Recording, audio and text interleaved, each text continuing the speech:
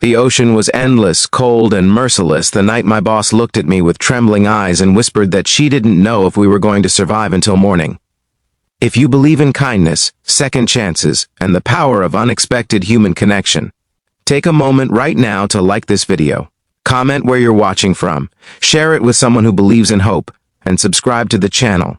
Stories like this remind us that even in the darkest waters, something beautiful can still rise.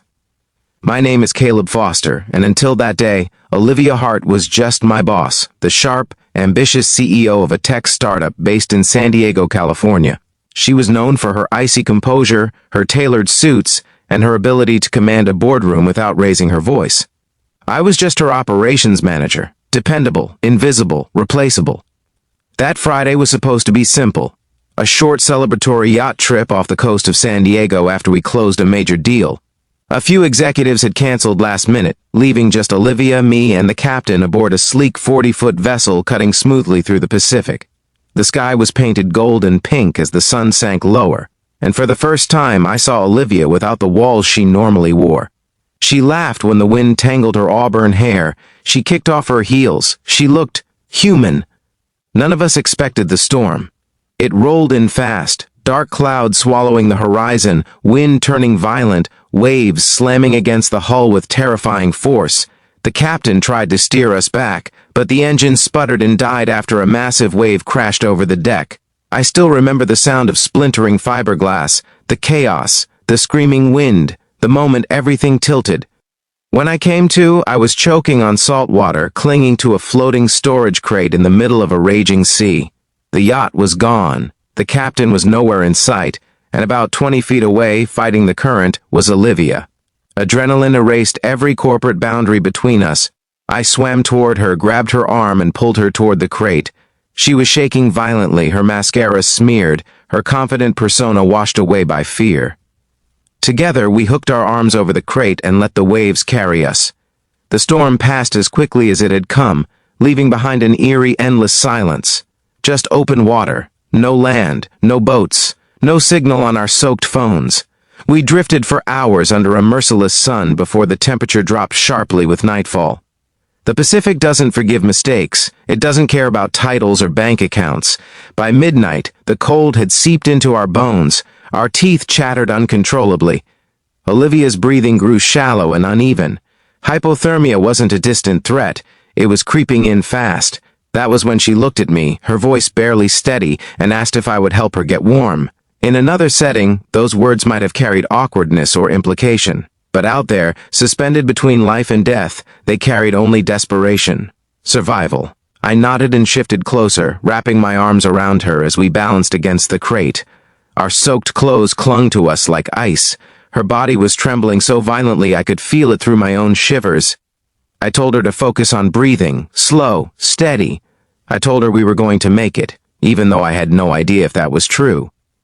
For the first time since I'd known her, Olivia wasn't the commanding executive. She was a woman terrified of dying alone in the dark.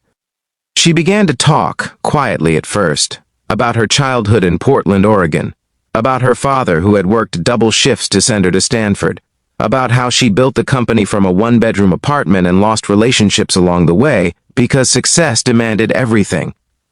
She confessed that she didn't have anyone waiting for her at home. No partner, no kids, just an empty condo overlooking the marina. I told her about my mother in Austin, Texas, and my younger sister Hannah, about how this job was my second chance after a failed business nearly ruined me. I admitted that I'd always seen her as untouchable, someone made of steel. She let out a weak laugh against my shoulder and said steel sinks. The night stretched endlessly. Every splash made us flinch. Every distant shadow felt like it might be land, or something worse. I fought sleep with everything I had because I knew if one of us drifted off, we might never wake up. At some point before dawn, Olivia stopped shaking as violently. Her breathing steadied. I kept talking to her about ordinary things, coffee shops in La Jolla, the ridiculous office ping-to-pong tournaments, the way she secretly smiled when interns pitched bold ideas. I wanted to anchor her to the world of the living. When the first streaks of pink touched the horizon, I felt something I hadn't allowed myself to feel all night. Hope. A faint hum reached my ears. At first I thought it was my imagination. Then it grew louder, a distant engine. I forced myself to sit up straighter and wave one arm while holding onto Olivia with the other. A small fishing boat appeared like a miracle cutting through the morning mist. I shouted until my throat burned. They saw us. Strong hands pulled us aboard. Someone wrapped blankets around our shoulders. Someone else radioed the Coast Guard. As the boat turned toward shore, Olivia collapsed against me, exhausted but alive. At the hospital in San Diego, they treated us for dehydration and mild hypothermia. Reporters tried to crowd the entrance after news spread about the missing yacht and its CEO, but Olivia avoided them. She asked for quiet. 3 days later, I was called into her office. The same glass walls, the same skyline view. But something had shifted. She wasn't wearing a power suit, just a simple sweater, no armor. She thanked me, not in the polished corporate way she thanked investors, but with a sincerity that made her voice unsteady. She told me that floating in that ocean stripped away everything she thought mattered. The deals, the image, the endless chase. She said she realized survival had nothing to do with status and everything to do with connection. Over the next few months, changes rippled through the company. Olivia restructured our work culture. Fewer 70-hour weeks, mental health days, profit sharing for employees. She started mentoring young women in tech, openly sharing her failures instead of hiding them. The company didn't crumble like critics predicted. It thrived. And our relationship evolved too, not into something scandalous or dramatic, but into something grounded and real. Mutual respect forged in the most brutal circumstances. We had seen each other stripped of pride and pretense. One evening, nearly a year later, we stood on the same shoreline where our nightmare had begun. The Pacific looked calm, almost innocent. The sunset burned orange over the water. Olivia told me she still wakes up some nights hearing phantom waves. I admitted I sometimes dream of endless dark water. Trauma doesn't vanish, but it transforms.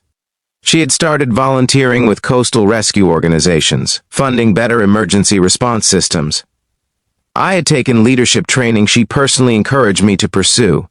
She said surviving that night reminded her that leadership wasn't about control. It was about care. Before we left the beach, she turned to me and said she was grateful the ocean had taken away her illusion of invincibility, because it gave her back something better, perspective.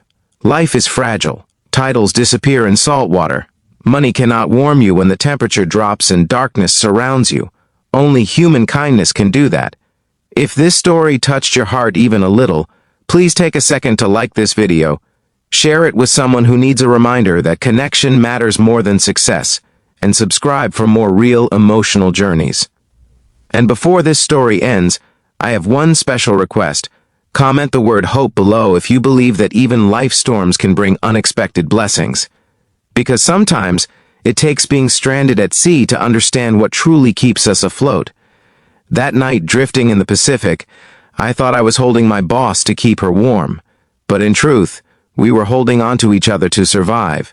And in doing so, we both came back to shore as different people, stronger, softer, and finally aware that no one is meant to face the storm alone.